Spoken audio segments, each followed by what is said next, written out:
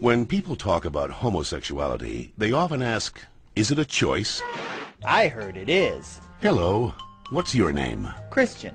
Well, Christian, let's see what the latest science has to say. Oh, that. To help us, here are two gay people, George and Martha. Before we can answer, is it a choice, we must first determine what it means to be gay. How do you know you're a homosexual? The same way you know that you're straight. Since the 19th century, many theories about homosexuality have been offered that are untestable and contradictory. Male homosexuality is the result of an absent father and an overbearing mother. See ya. Stand up straight, dear. And the female homosexual has never recovered from her anger over not having the penis. She wishes to avenge her perceived castration by taking another female as her sexual object. You're kidding me, right? Well, I've always been told that homosexuality is unnatural. Is it? In fact, homosexual relations are common in nature, including zebras, baboons, dolphins, sheep, buffalo, ducks, foxes, elephants, horses, gorillas, moose, house cats, pigs, mice, rabbits, swans, and lions, to name a few. Well, okay, but we're not animals. Human beings have free will. You don't just decide who to love. Settle down there, Martha. Christian does have a point, but let's take a look at the most recent scientific evidence. As they study sexual orientation, scientists are currently looking at three main areas: genes, hormones, and birth order. Of course, most of these studies focus only on male sexuality. Sorry, Martha. What a shock. Let's first look at studies of identical twins. Hi. When one identical twin is a gay man, the other twin is gay up to 70% of the time, far higher than would occur if genes played no role. In fact, these studies show that genes play a greater role in determining sexual orientation than they do in whether or not you're right or left-handed. And we don't punish the left-handed. Well, not anymore. Let's get it! Scientists have recently noticed a striking statistical phenomenon.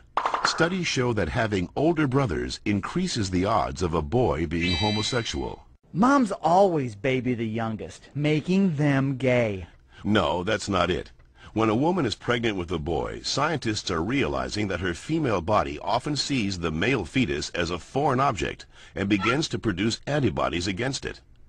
The more boys a woman has, the more adept her body becomes at feminizing the fetus, which may explain why with every successive boy, the odds that he will be gay go up significantly.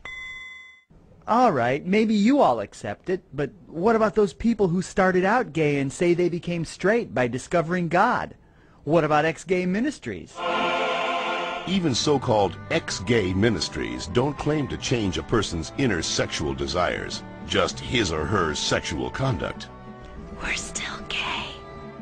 If these places really work, why don't they all use the same technique? Why does each ministry experiment its own way? Well, And why have so many members and leaders recanted earlier claims that they were changed? maybe these programs don't work for everyone, but what's the harm? How about the feelings of shame and guilt they instill and reinforce in their victims? Or the money, energy, and time they sap from people who have nothing wrong with them? Says you. Well, in point of fact, not just George says that, Christian. The American Medical Association, the American Psychiatric Association, the American Psychological Association, the American Psychoanalytic Association, the American Academy of Pediatrics, and the National Association of Social Workers have all stated that homosexuality should not be treated as a mental disorder, and that they oppose attempts at reparative or conversion therapy, and that sexual orientation is not a choice and cannot be changed. So that's it. I'm supposed to believe that it's not a choice just because all those doctors and scientists say so? Or you could just ask us. I do know this one girl named Heather who goes back and forth, but she's Shut up.